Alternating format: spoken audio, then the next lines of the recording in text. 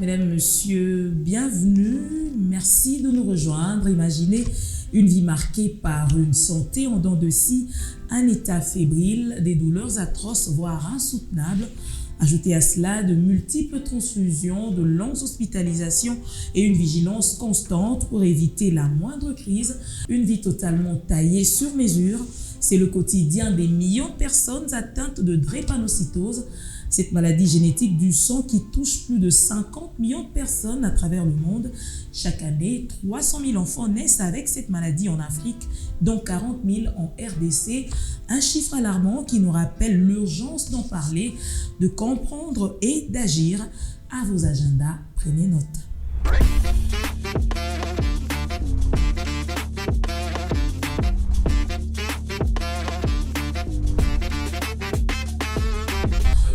La drépanocytose sera au cœur de cette émission. Mais qu'est-ce que la drépanocytose? Le commun des mortels en sait-il quelque chose? Nos équipes ont arpenté les rues de Kinshasa pour recueillir les avis des Kinoises et Kinois. Un reportage signé Marie-Lou Sommet. C'est une maladie qui touche les gens avant qu'ils le soient sur la terre.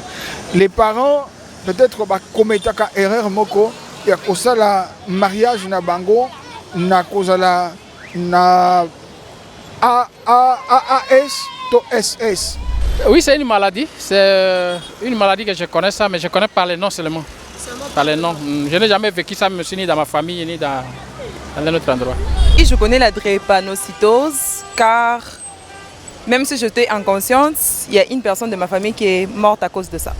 Comment les médecins définissent-ils la drépanocytose ou l'anémie SS? Quels sont les facteurs de risque de cette maladie?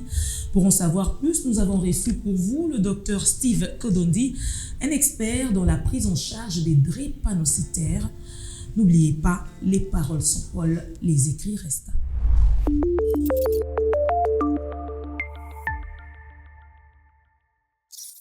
La drépanocytose est appelée anémie SS.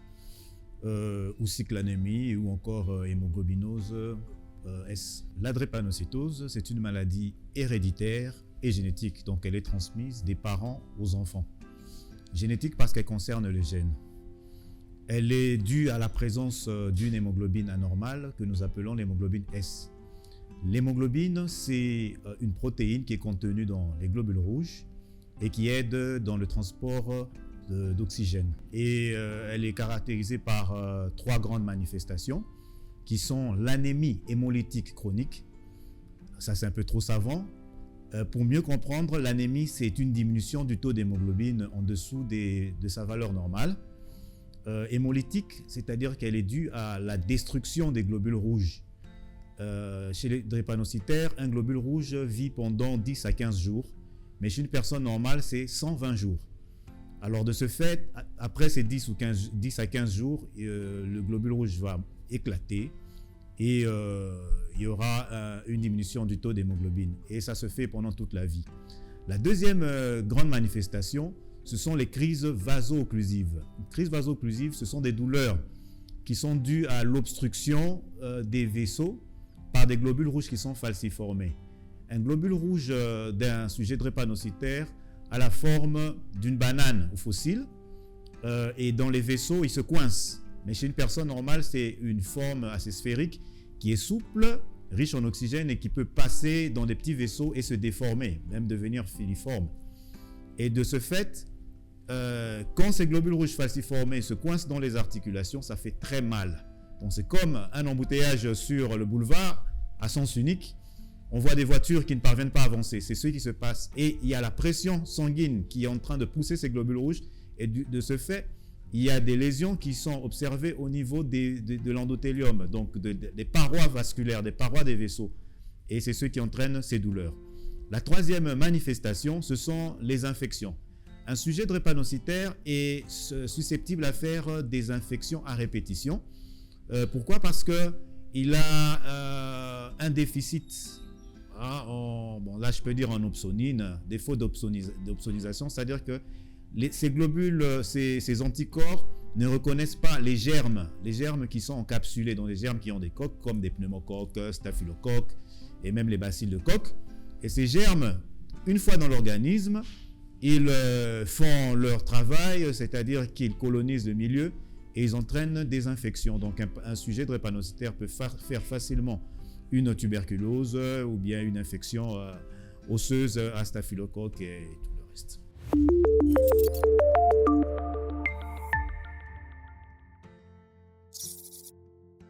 Le groupe sanguin, c'est une classification. Une classification. Chaque personne a son groupe sanguin. Cette classification du sang tient compte de la présence au niveau de la surface des globules rouges des antigènes. Il y a certains qui ont, donc quand c'est positif, on peut dire qu'il y a des antigènes et quand c'est négatif, il n'y a pas d'antigènes. La même chose avec le rhésus, c'est le rhésus effectivement. Dans le rhésus, on utilise l'antigène, on parle de l'antigène D et l'absence de l'antigène D. Donc c'est cette classification qui fait en sorte que le groupe sanguin soit classé en A positif, A négatif, B positif, B négatif, AB positif, AB négatif, O positif, O négatif. Donc c'est facteur rhésus et groupe sanguin qui vont ensemble. Mais du côté drépanocytose, dans la drépanocytose, nous avons l'électrophorèse d'hémoglobine que nous faisons comme examen, qui nous permet de déterminer si ainsi un sujet est soit AA, soit AS, soit SS. De ce fait, un sujet qui est O positif peut être AA, peut être AS, peut être SS. Donc on a les deux. C'est vraiment ça. L'exemple qu'on donne le plus souvent, c'est au niveau de, quand on prend l'exemple de l'avocat. L'avocat a une peau et il y a la chair à l'intérieur. Donc de cette chair, on peut la comparer on peut comparer cette chair au groupe sanguin. Et le noyau, on peut comparer ça à l'électrophorèse d'hémoglobine. Voilà, donc une personne a toutes ces deux entités et à partir de là, on peut essayer de faire le distinguo. Il faut vraiment faire arriver au niveau de connaître et de comprendre que c'est différent. Et non dire que j'ai fait l'électrophorèse, moi j'ai fait mon groupe sanguin c'est O positif, mais comment j'ai fait pour avoir un enfant qui est SS? C'est deux entités qui sont différentes.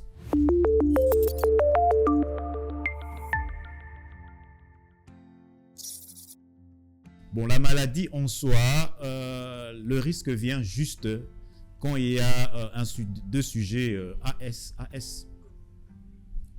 Un homme ou une femme AS font des enfants et dans les probabilités, on a 25% d'avoir des enfants SS. Mais la vie, ce n'est pas les probabilités comme j'aime le dire. La vie, ce n'est pas winner. La vie, ce n'est pas pari foot. Il faudrait avoir des certitudes et des exactitudes pour essayer d'avancer. Parce qu'en fait, il y a des familles qui ont des enfants, sur 6 enfants, 4 enfants drépanocytaires. Ils sont tombés dans les 25%. Donc on ne peut pas savoir qui sera drépanocytaire et qui ne le sera pas. On n'a pas encore ce niveau-là. Donc du coup, pour éviter, on conseille aux jeunes ou bien aux prétendants d'éviter les mariages AS, juste pour être couvert et être sûr de ne pas avoir des enfants drépanocytaires. Mais ça peut arriver aussi qu'il y a des gens qui sont AS, mais qui ont peut-être un drépanocytaire et parfois même 6 enfants, mais ils n'ont aucun drépanocytaire. Donc, c'est comme ça que ça se passe.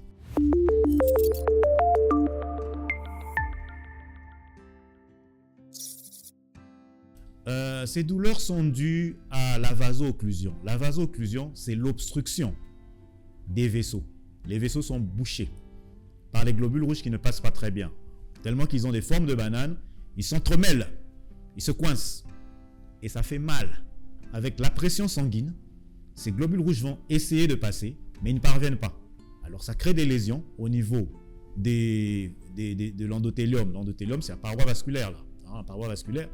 Et ça blesse et ça entraîne plusieurs séries de réactions. Donc, si je dois me mettre à expliquer aujourd'hui, on va prendre toute la journée. Et de ce fait, ça crée une inflammation. Et de là, l'organisme réagit en subissant tout ce qu'il y a à subir, donc des douleurs qui arrivent. Le patient se tord de douleur. On peut voir un patient de 50 ans, mais qui pleure comme un enfant de 5 ans. Et c'est vraiment atroce. C'est une expérience qui est très désagréable et qui nécessite une prise en charge rapide et adéquate.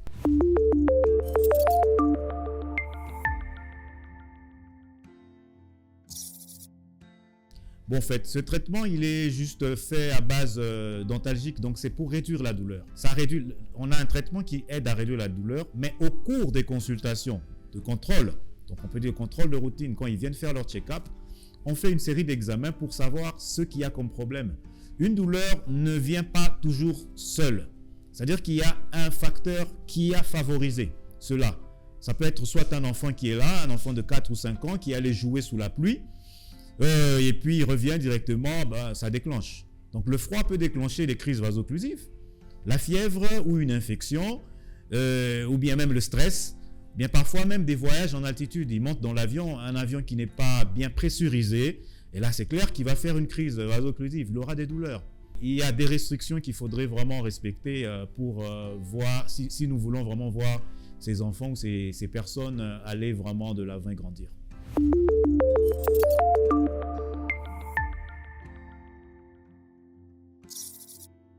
Leur hygiène de vie, c'est pas très difficile. Première chose, moi je dis toujours, la première chose qu'il faudrait respecter, c'est le contrôle. Il faut venir au contrôle mensuel chaque mois, comme on le dit. S'il y a des défaut, on ne peut pas venir chaque mois, même chaque 2 mois. Il faut que le suivi soit bon. Si le suivi est bon, on peut savoir qu'il y a un problème sous-jacent qui commence. Et non, du coup, soigner la crise. Oui, on a soigné la crise, mais qu'est-ce qui a déterminé, qu'est-ce qui a causé cette crise? Il y a peut-être eu une malaria qui avait commencé ou une infection qui est passée inaperçue et du coup, ça fait tous des dégâts. Donc comme je le dis, il faudrait que le patient vienne au contrôle. De là, on fait tous les examens qu'il faut. Et avec les conseils qu'on donne, ils peuvent continuer à vaquer à leurs occupations comme il se doit. Ils doivent boire régulièrement de l'eau, comme on le dit, 2 à 3 litres d'eau par jour, pour éviter la déshydratation. Parce que la déshydratation aussi, c'est un facteur qui favorise la survenue des crises vaso-occlusives. Éviter les endroits qui sont moins aérés. Il ne peut pas être enfermé dans une salle, je ne sais pas, de 2 mètres carrés sans oxygène. Là, c'est clair qu'il va faire une crise. Parce que l'organisme va réagir. Il y a aussi les voyages en altitude. Il faudrait s'assurer que l'avion est pressurisé. Il faudrait s'assurer qu'à l'école, que l'enfant ne fasse pas des jeux brutaux. Alors, il peut faire certains sports. Il peut faire une gymnastique saine, calme, douce. Mais pas des jeux brutaux. Il ne peut pas faire du taekwondo quand même. Ou bien la boxe comme Bakole. Non, il peut faire le sport, mais une gymnastique douce. Parce que moi, je connais certains patients, et il y a certains patients qui font même de l'haltérophilie. Ce n'est pas tous les patients, comme on dit, on pense que la drépanocytose est une maladie qui est invalidante totalement et tout. Non, non. Il y a certains qui ont des formes bénignes. Des formes bénignes, donc c'est-à-dire que quand on le voit, on ne peut pas savoir qu'il est drépanocytaire, il ne fait pas trop de crises, et il a un bon suivi. Il a un suivi bon comme il se doit. Et d'autres qui ont des formes assez complexes, là, ça nécessite des hospitalisations, et quand on le voit même, on comprend qu'il y a un problème. Alors, il ne faudrait pas arriver à ce stade-là. Si on arrive à ce stade, c'est-à-dire que le suivi au bas âge n'a pas été bon. Il y a eu une certaine négligence. On le voit souvent chez les enfants de la rue. Il y a certains enfants qui sont là, malmenés et tout, qui arrivent à l'hôpital, mais leur croissance a été perturbée.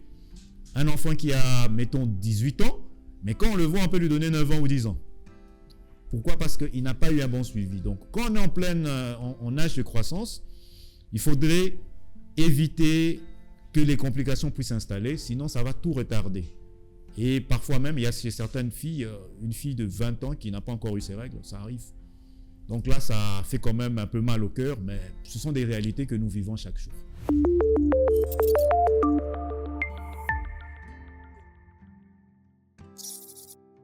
La maladie peut se manifester déjà à partir de 3 à 4 mois.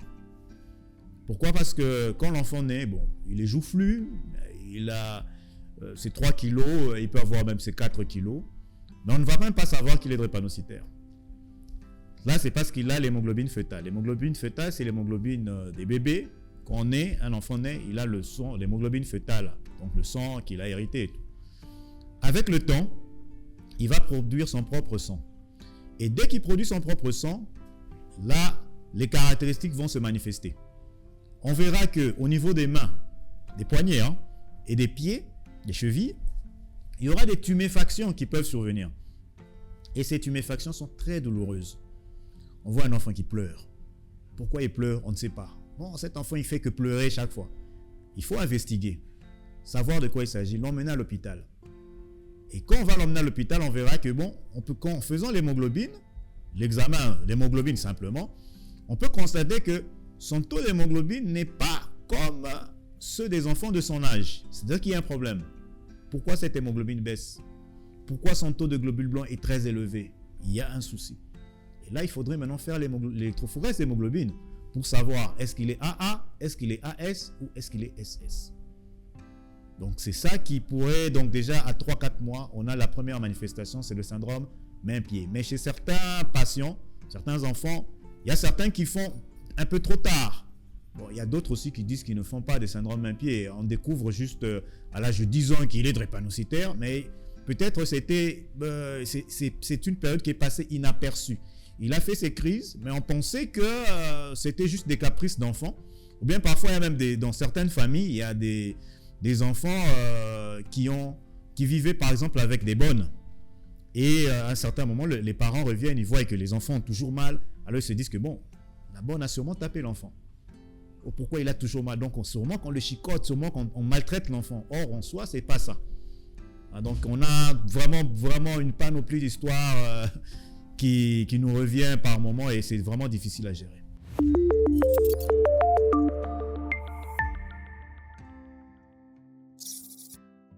Non, le drépanocytaire, il ne peut pas faire un don de sang. Pourquoi? Parce que c'est un sang qui est SS. Donc, c'est-à-dire que les formes ne sont pas adaptées. Donc, comme je dis, la durée de vie des globules rouges, c'est 10 à 15 jours chez eux. Mais chez une personne normale, c'est 120 jours. Donc, une personne qui a 120 jours peut donner du sang. On sait que ce sang peut être utilisé pendant un temps.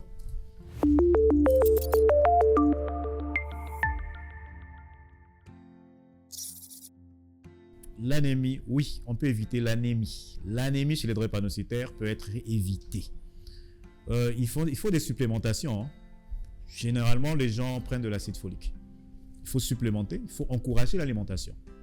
L'alimentation et un bon suivi régulier. S'il fait de la fièvre, son taux de globules blancs et de globules rouges va baisser. Donc, s'il est stable, il y a des patients qui sont là, ils peuvent faire 3, 4 mois, 5 mois sans crise. C'est vraiment intéressant. Ça dépend de chacun. Il y a même certains, je connais des patients qui ont peut-être 25 ans, mais qui ont été transfusés peut-être une seule fois ou 2 fois. Ça dépend. Ça dépend de chacun. Donc, il y a des formes bénignes et des formes assez graves.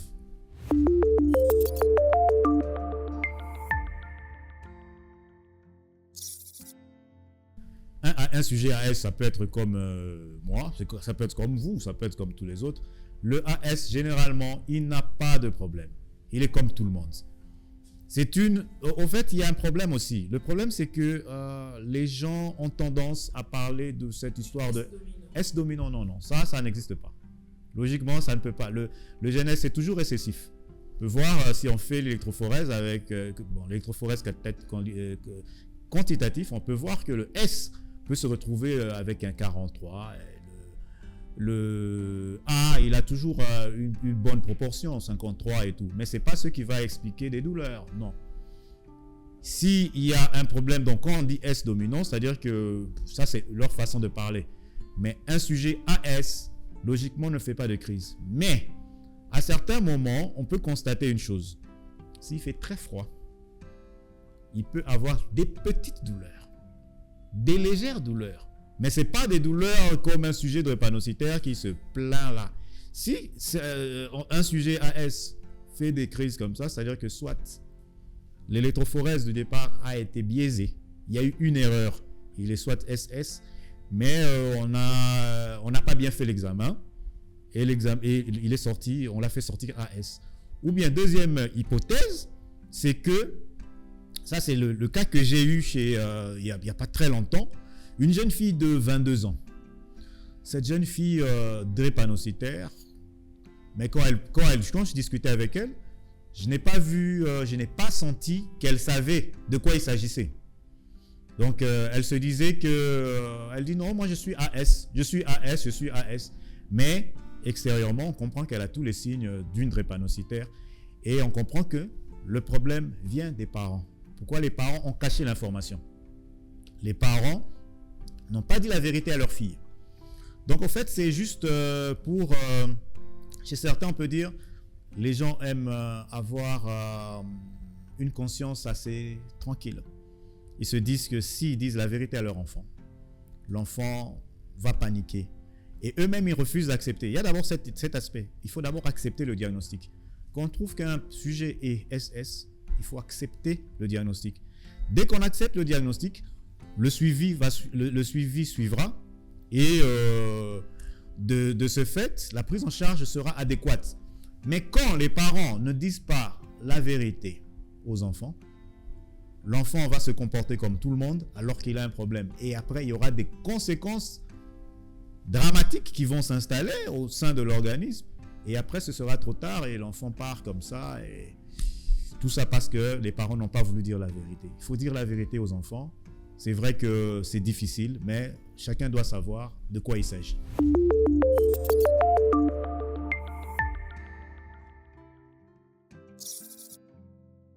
Bon, l'alimentation, c'est une alimentation qui est comme tout le monde, hein, mais un peu plus, il faudrait un peu plus insister sur la consommation des légumes. Des légumes, de la viande, donc prendre un peu toutes les portions qu'il faut, hein. Hein, un peu de lipides, un peu de protéines, un peu de glucides, un peu de... Donc, il faut que ce soit équilibré. Et surtout, éviter l'alcool et le tabac. Parce que là, il y a des drépanocytaires qui fument et qui boivent. Et de ce fait, l'alcool est très nocif à la santé. Et de par leur état, ça entraîne d'autres complications qui les emportent vraiment du coup, et ça nous fait mal. Ça nous fait mal quand nous voyons ce genre de conséquences. Si les personnes atteintes de drépanocytose souffrent beaucoup dans leur chair, leurs proches souffrent émotionnellement. C'est le cas de Anne qui garde les stigmates d'une vie marquée par la douleur. Son frère a passé l'arme à gauche depuis plus de 2 décennies, mais avant de mourir, il a vécu l'enfer sur terre. Sa sœur se remémore ces moments douloureux. Bon, mon petit frère, celui qui venait juste après moi, il s'appelait Emedo Kikamba Mkwama. On avait un écart d'âge de 2 ans. Il est né drépanocytaire, malheureusement. Bon, j'ai remarqué quand on était enfant qu'il était souvent malade, de manière cyclique. Il peut être pendant toute une semaine en bonne santé et puis, paf, il tombe malade. Bon, étant qu'enfant, je savais pas c'était quoi. Je savais pas c'était quoi la cause et pourquoi lui il était malade et moi j'étais en bonne santé. Mais seulement en grandissant, quand j'étais toujours enfant, mais j'ai grandissé, je commençais petit à petit à comprendre les choses. J'ai remarqué que chaque fois qu'il faisait une crise, disons chaque fois qu'il tombait malade à la maison, on avait un médicament, ça s'appelait Voltaren. Et sa maladie, c'était pas comme la maladie d'autres enfants. Lui, quand il était malade, il criait de douleur. En tout cas, il criait de douleur, il s'est torturé quand il pleurait. C'était tout le monde qui était un peu comme tétanisé, paralysé à la maison. Et je savais pas toujours c'était quel type de maladie qui affectait, qui rendait mon frère malade ainsi. Donc, quand il était malade comme ça, il pouvait pas partir à l'école, il pouvait passer 4-5 jours à la maison. Moi, je pars à l'école et lui, il reste. On jouait ensemble. Donc, c'était un ami, un frère, un confident,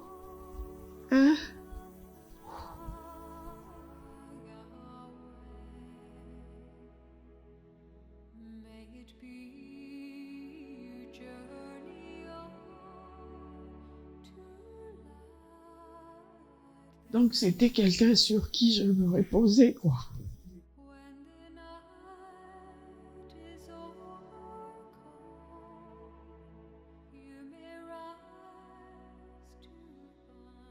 J'en parle avec les larmes aux yeux, oui, parce que j'ai pas réussi à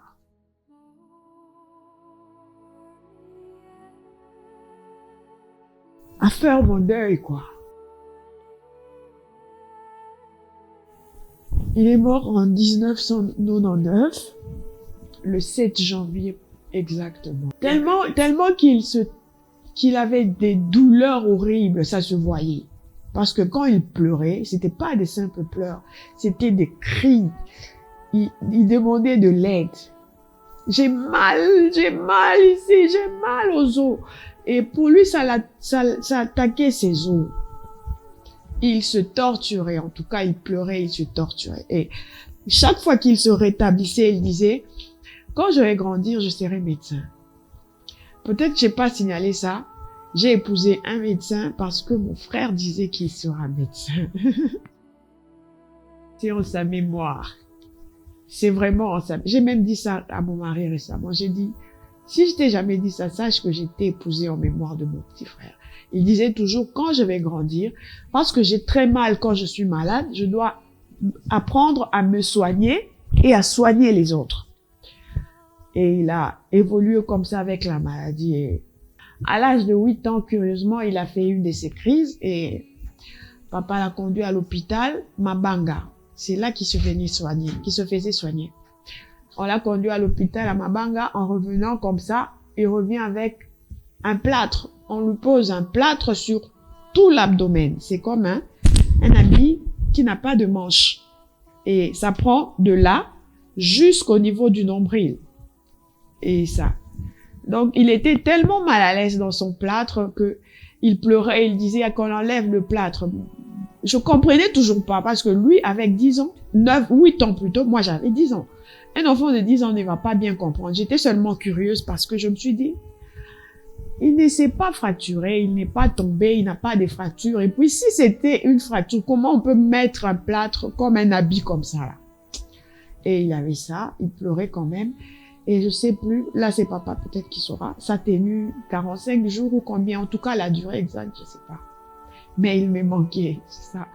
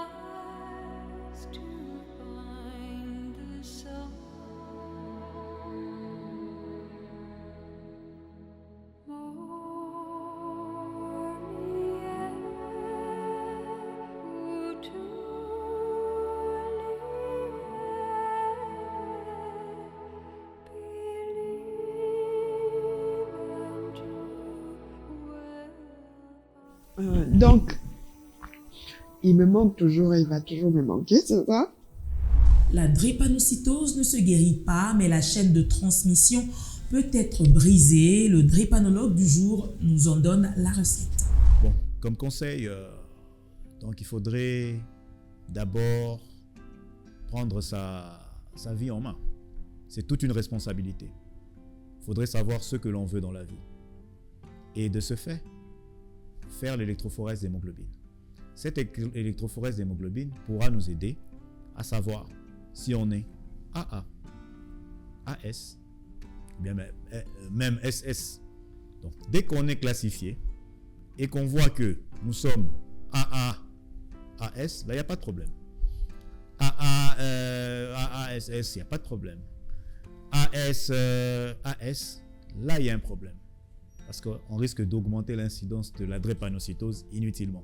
En plus, les gens sont informés des dangers de la drépanocytose, et plus ils prendront des précautions. Parce qu'il ne faudrait pas avoir des enfants et les voir souffrir, parce que c'est pénible pour les parents. Et de ce fait, quand les enfants souffrent, les personnes qui sont le plus incriminées, ce sont les mamans. Les mamans souffrent terriblement. Soit l'homme laisse la femme Il part, il laisse la femme et les enfants, et la maman est en train de se démerder pour trouver des solutions. Et c'est compliqué. C'est vraiment compliqué. Effectivement, la greffe de la moelle osseuse peut aider, mais il faudrait savoir, cette greffe, elle a un prix. Hein? Elle a un prix. Ça peut avoisiner les 100 000 $. Et autre chose, il faut savoir s'il y a un donneur compatible, si un frère est HLA compatible, et savoir aussi s'il n'y aura pas rejet de cette greffe. Parce que tout ça, c'est beaucoup de choses. Ce sont vraiment des recherches qui continuent de se faire. En France, on le fait. En Belgique, on le fait. En Inde, on le fait. Mais ici, on ne le fait pas encore. Ce n'est pas encore à notre portée. Il n'y a pas que la greffe de la moelle. Il y a aussi la thérapie génique. La thérapie génique, donc, on agit directement au niveau du gène. Là, c'est 450 000 €. Nous avions aujourd'hui parlé de la drépanocytose avec un drépanologue, le docteur Steve Kodondi. Merci de nous avoir accordé une attention soutenue. À très bientôt pour un nouveau numéro de votre émission.